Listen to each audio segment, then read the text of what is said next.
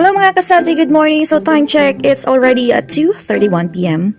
Yan, kung nakikita niyo po sa labas, medyo mainit na compare nung dumating ako. Kasi nung dumating ako, malamig pa eh. Pero yung init nila dito is sakto lang. Hindi siya ganun ka init yung paligid. Kahit paglabas mo dyan, hindi siya sobrang init. Yan. Syempre pagising ko, ganito po yung makikita kong view. Merong bundok. Ayan o. Yan. Ganyan guys.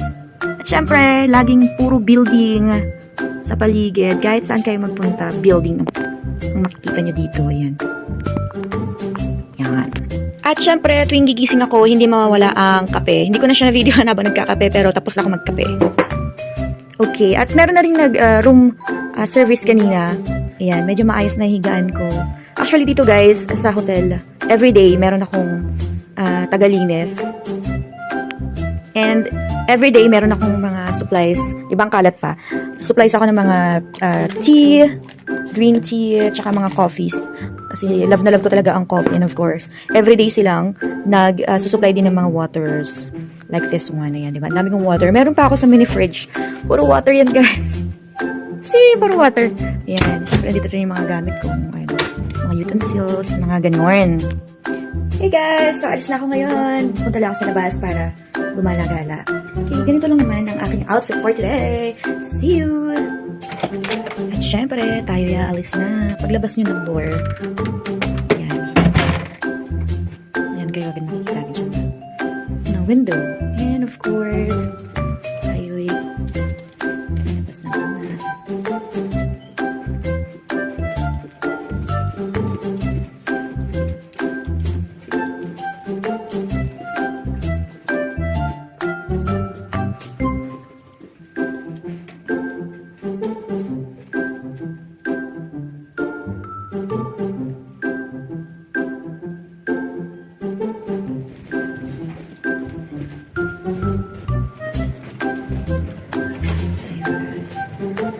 Tayo ng 35 floor.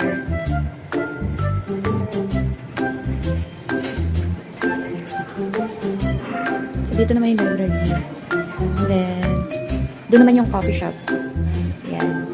Sige, dito na lang ako dadaan. Hindi. Dito na lang pala, sorry. Okay, so, ito yung lobby nila. Kapag mag-check in, dito sila pumunta. Dito sila pumunta.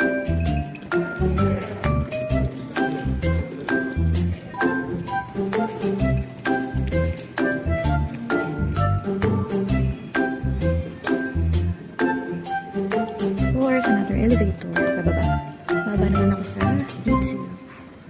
Waiting.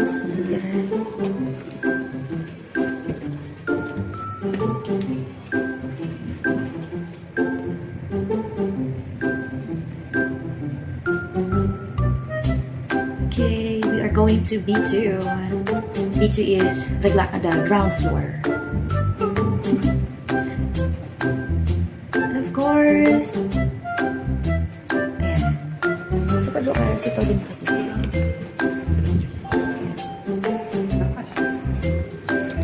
So, lalabas mo na ako.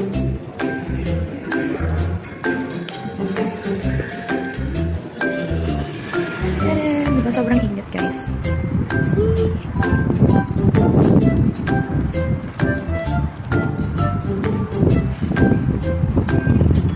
Ganito lang. Mainit yung sikat ng araw, pero hindi siya ganun ka init sa balat. I mean, may hangin pa rin ng manig. So, ayan. Ito yung front ng entrance. Ayan, as you guys see it, this is Hilton Gin and South Hotel and Residences. So, today, bago ako gumala, meron kasing mga staff area dito kung saan sila kumakain. Since part na ako ng staff and employee na rin, so may access na ako na makapunta doon sa kinakainan or area ng mga staff. Ayan. Dito yun. And ito yung tsura nung lugar kung saan ako nag-work. Super blessed. Kasi makapag-work ako sa ganito klaseng lugar. Ayan. And of course, nasa B3 kasi yung buffet area ng mga staff. So, pupunta ako doon ngayon para makita nyo lang din. Ayan. Okay. How?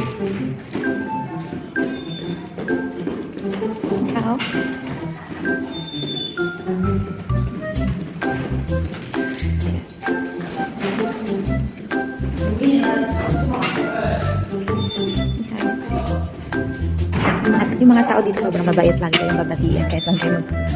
So, takot natin to guys. Kumakain ako dito actually 3 times a day sila nagpapakain dito. Pero minsan once lang ako pumupunta kasi nga hindi naman ako malakas kumain. Konti lang tao ngayon. So guys, ito yung food ko ngayon. Hindi ko na binidi yung kinukuhanan ko. Kaya kumuha ako ng konting side dish. Pero ito yung pagkain. Enjoy. Tignan nyo guys yung paa ng manok nila. Meron pang kuko. Usually pag sa Pilipinas, kapag nagluluto ko ng ganito, tinatanggal talaga yung kuko. Dito kasama. Ayan. Konti lang kinukuha ng pagkain guys kasi hindi naman ako madami kumain. Pero kahit ilan yung kainin nyo dito, po pwede. Eto, balik-balik kayo, okay lang. Kaso lang ako kasi hindi kasi ako matakaw. So, yun lang. So, guys, kakatapos ko lang kumain at lalabas na ako ng bitin.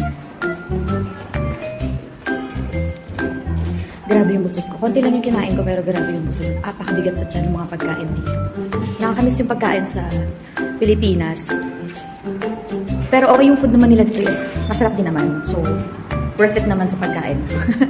At syempre, maganda rin kasi yung benefits na ganitong work. Alam niyo kasi guys, yung work ko dito, 2 hours lang talaga every day. Then, yung food ko dito, kumakain ako dito 3 times a day. Tapos minsan ano lang, ang ginagawa ko, once a day lang ako kumain. Kasi hindi naman ako nga ganun kalakas kumain. Tsaka, ano din sila dito, meron din silang option kung gusto mo mag-rice or gusto mo lang na mga ulam lang, mga ganun. Ako kasi ano lang ako, hindi na ako nag-rice.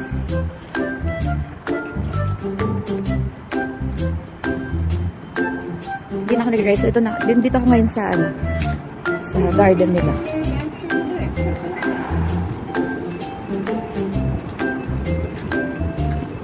Pagkatapos ko kumain, araw-araw yun. Dito ako dumadaan talaga. Kasi gusto ko yung vibes. Kasi puro greens. Greens! Kasi puro puno. Ayan. Hindi ko alam pero nagiging ano ko na siya.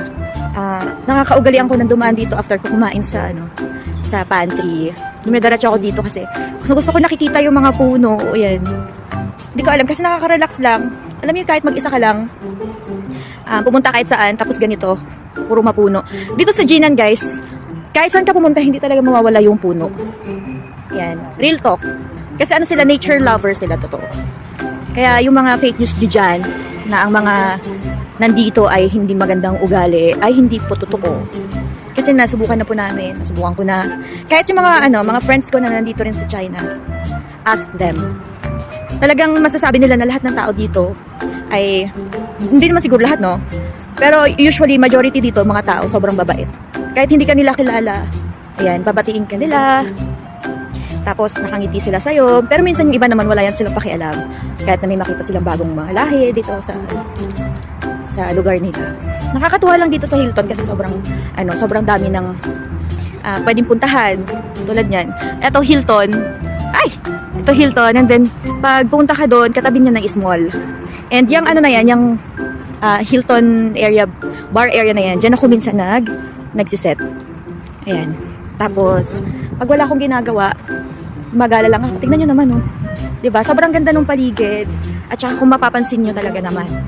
Yan. Jinan South Hotel and Residences. Tapos, katabi niyan, yung Grand Hyatt Mall. Yan. Dyan ako bumibili ng mga pagkain. Actually, papunta ako doon ngayon para bumili ng mga pagkain. Konti lang naman kasi hindi ko pa naman sahod day. Kaya kasi na-miss ko lang bumili ng mga fruits. Kasi yun lang ang pagkain ko talaga na nakakahiligan ko ngayon dahil nga nagda-diet ang person nyo. So okay, ayun. Yan yung mga cars dito, di-charge. Ayan. Kung mapapansin nyo, puro sila dito. Gaganda ng mga car. Merong designated area para sa mga cars na kailangan i-charge. Ayan. At syempre dito sa China, uso ang mga motor, sabi mo girl, yung mga e-bike, ayan. Ayan, madaming e-bike dito kahit saan kayo magpunta, makikita yung e-bike, ayan, tsaka mga electric car. Uso dito yung mga e-bike tsaka e-car kasi nga, ano sila dito parang save energy. Ayun, so, ayun, paglabas nyo ng Hilton, ito makikita nyo, ayan. Actually, last time pupunta ako doon. Kasi medyo malayo na siya and medyo mainit na ngayong oras na to. So, hindi muna ako pupunta doon. Dito muna ako sa mall, magpapalamig. So, eto nga. Ayan. Ayan, diba? Tapos, meron dong lalaki kumakaway. Ayan. Tapos, ito. Katabi lang ng Hilton. Itong Grand Hyatt. Ayan. Dito ako pumupunta kapag malungkot ako. Chares. Ayan. Dito ako pumupunta kapag malungkot ako. And then, ayan. Kita niyo yan, guys. Ito yung Hilton. Ito yung Hilton. Ito yung katabi, Grand Hyatt. Ayan. Sobrang laki niya, hanggang doon yung sa dulo. Ayan. Tapos, okay. So, ngayon, pasok tayo doon para naman makita niyo yung loob. Diba? Kakakain ko lang, diba? Siyempre, meron din ditong McDo. Ayan. Sa mga McDo lover dyan, meron pa rin naman dito. Pero, natikman ko na kasi McDo dito sa China. Kung i-compare mo siya sa, sa atin, iba kasi yung gawa nila. Siguro dahil nga sa mga ingredients or something ganyan. Ayan, McDo. Pero yung ice cream, tsaka floats, yan, masarap. Masarap. Okay, so pasok kayo sa loob para makita nyo din kung saan ako usually pumupunta. Ayan. Maganda rin dito guys kasi parang small lang ng Pilipinas. Ayan. Ayan din mga Huawei, ganyan. Yung mga usually na makikita nyo sa mall. Tapos meron din DQ, then McDo. Ayan, kung makikita nyo yan guys. Parang wala lang din siyang pinagkaiba sa atin sa Pilipinas. Yan, Dairy Queen. Yan, dito ako usually pumupunta kapag day off ko. Ayan. Medyo pricey nga lang yung mga dito, mga bilihin, mga Samsung. Parang yung mall lang talaga sa Pilipinas. Yung typical na mall sa Pilipinas na madaming mga makikita ka pagpasok ka lang ng mall. Actually, malaki to. Yan. Gusto ko sana kayo iikot pero alam niyo naman yung mga itsura na ng mall, di ba? So, medyo malawak-lawak siya pero kasi ang target kong puntahan ngayon is prutas, kung saan ako bibili ng prutas. Ay, hinihingal ako dazay. Ayan, dito para siya nasa underground. underground area yung supermarket. Papasok ka sa ganun. Tapos sa mga katabi niya, parang alam niyo yung mga sa mall na may mga side area sa mga kuha niyo kayo. Ayan, yung mga ganito. Mga pamaypay. Cute, no? Yung mga traditional sila. Okay. Parang nag-iba yung ayos ngayon kaysa dun sa last na pumunta ako. Kasi last na pumunta ako ng nakaraan. Meron ditong nakalagay dito banda. Dito sa area na. Okay. Alam niyo, pagpasok mo pa lang dito, ayan, may makikita na kayong ganyan. Parang trial area nila sa mga gadgets. At syempre, may mga damit, may mga damit kayo makikita, yung mga ganyan. Maganda rin kasi dito kasi ang dami nito mga pipili, ang dami mong mabibili. Diba? Ang ganda mga flowers, flowery. Yun. Tapos, eto, usually, pagpasok mo pa lang dito, kaya nakukuha pala ako ng basket kasi kukuha ako ng bibilhin. So, pagpasok nyo pa lang dito guys, maaamoy nyo na to. Ayan. At yung presyo niyan is 19 RMB. 19.9. Grabe, ang bangon niya. Pero kasi, hindi pa ako nakakatikim niyan kasi sabi nila, hindi ko alam, hindi ata nila gusto yung lasa. Pero, yun yung mga pastries nila. Masarap. So, diba? Ang dami ng options. Ayan. Pagpasok mo pa lang dito, sobrang dami na ng mga prutas. Uy, 2 RMB lang. Totoo ba? Ay, hindi pala. Yung half. Diba? Yun yung kinain ko kanina eh. Okay. Mura din naman yung mga bilihin dito. Kung RMB ang huwag nyo nang i-convert. Kasi pag kinonvert nyo, malamang mamamahalan talaga kayo. Dito ako lagi talaga dumediretso sa fruits area. Yan.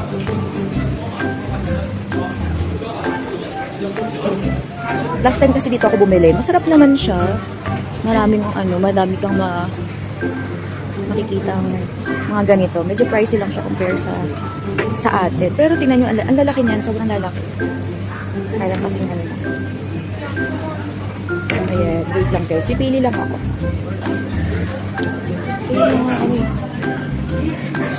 Ano din siya, madami dito puro prutas at sobrang masasarap din naman siya, matatamis. At tingnan yung yung mango nila yung fresh. 2.85, 7. Ito. Madami-dami din. So, last time kasi bumili din ako dito. Mura lang talaga. Tulad nito. 6 lang siya. So, kukuha ako. 6 lang siya. Oh. So, kukuha ako. So, ayan. Diba? Tapos dito, may mga ano din talaga dito. Madami din mga pwedeng mabili. Pero usually, mga binibili ko lang talaga. Prutas, tinapay. Yan. So, ito 5 lang siya. Dati siyang 9 RMB, 9.9, 90, ngayon 5.50 na. Mga ganito lang yung mga binibili ko kasi kahit pa paano naman. Nakakatipid. Ayan. Actually, sobrang dami dito bilihin. Ikaw na lang susuko kung alin yung mga kukunin mo. Kasi sobrang dami. Ayan. Diba? Mura lang din talaga dito. Actually, dito ako pumupunta lagi kapag gusto ko ng mga tinapay. Ayan. Kasi may mga tinapay talaga na sobrang mahal din. Pag wala ka pang sahod, talaga man hindi mo ma-afford. Charis. Ito. 9 lang siya. Tapos, ito may malaki. 6. Kasi ang bigat na yan sa tiyan. Ayan. Tapos meron din mga ang dami nyo makikita, ang dami nyo magbibili dito sa partner. Diba? Alam nyo minsan kapag gusto ko bumili, hindi ako lumalabas na walang pera kasi kung magtitingin lang ako. Wala, naiingit lang ako, charis. Ayan, ang daming mangga. Ayan o. Pag sobrang malalaki na, medyo pricey na siya. Ayan, kita niyo yan guys. Ayan, kung gusto niyo na malaki, ayan, malaki apple. Puro apple. Masarap. Ito yung last na binili ko. Ganito yung binibili ko talaga. Kasi worth it na siya. Mabibili. Pero yung last na binili ko may nuts.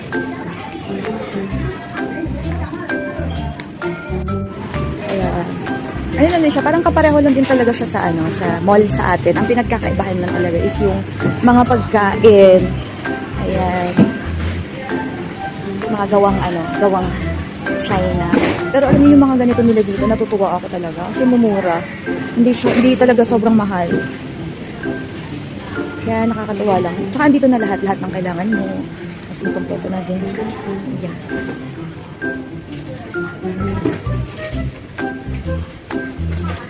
May punta talaga ako dito sa mga noodles area. Ang lalaki nakakatuwa kasi mag-shopping ng mga ganito. Ayan. Kaso lang sobrang kasi minsan sobrang yung mga noodles nila dito. Tsaka meron kasi akong noodles last time na natikman, hindi ko talaga siya trip. Kaya kailangan kong hanapin yung gusto ko pag uwi ko ng Pinas. Mag-hold ako ng mga ganito. Ayun, 4 RMB lang ito. $40. Kuha ko ng isa. Ayan. Hindi naman ako mag-hoard ng madaming ngayon kasi nga hindi pa naman payday. Pag payday na, kasi masasabi ko sa inyo, shopping galore talaga ako dito. Charis. Ayan. Madami ka rin naman talaga makikita. Like mga ganito. Ayan, tapos ganyan lang siya for lang. Ayan. Nakakatuwa kapag pag marami kang pera, sarap pumunta dito. Pero pag walang pera, wag ka na muna pumunta kasi may inggit ka lang. Sabi ko sa inyo guys. Ayan.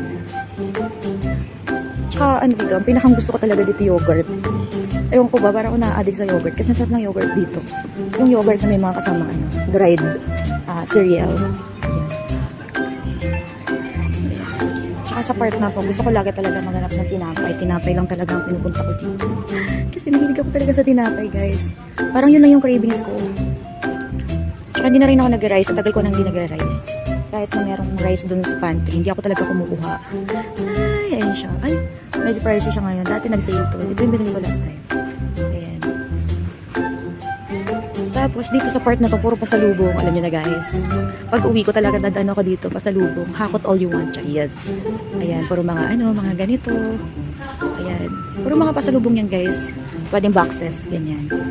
So, kapag uuwi ako, dadaan ako dyan. Ganon. Okay. Ayan, tulad yan. Di kilo lang siya. Di kilo siya. Ayan, mga candies, mga sweets. Candies. Ayan. Pwede ako mag-uwi niyan sa Pinas. Mag-uwi na ako, mag-hoard ako dito. Ayan, so dito na ako guys. Stop ko muna yung video kasi dito, di punch yung bayad ko.